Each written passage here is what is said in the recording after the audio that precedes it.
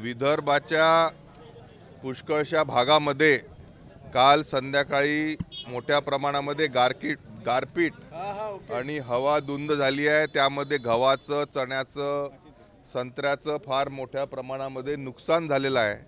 आमची सर्व शेतकऱ्यांच्या वतीने सरकारला हीच मागणी राहणार आहे आणि त्यासाठीच आज आम्ही इथे नागपूरच्या कलेक्टर ऑफिसमध्ये आलेलो आहोत की तात्काळ स्वरूपी पंचनामे व्हावे आणि नुकसान भरपाई सर्व या शेतकऱ्यांना लवकरात लवकर देण्यात यावी।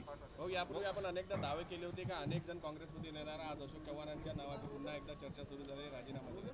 त्याने नाना पटोलेंसारखा प्रदेशाध्यक्ष काँग्रेसकडे जो आहे त्याच्या कारभाराला त्रस्त होऊन पुष्कळशे काँग्रेसचे नेते कार्यकर्ते हे लवकरच काँग्रेसला सोड चिठ्ठी देताना आपल्याला पाहायला मिळतील। शेवटी नाना पटोलेंच्या कारकिर्दीमध्ये महाराष्ट्रामध्ये काँग्रेस ही नामशेष झालेली आपल्याला नक्कीच पाहायला मिळेल।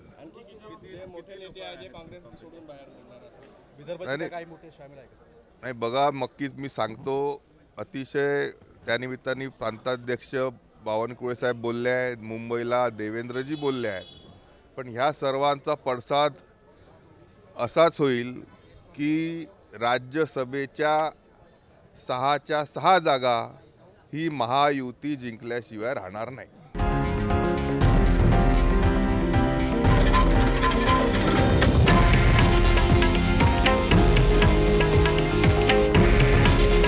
हे आहे देशातील नंबर 1 न्यूज नेटवर्क आणि आपण पाहत आहात TV9 मराठी। काळजी तुमची, हित महाराष्ट्राचं।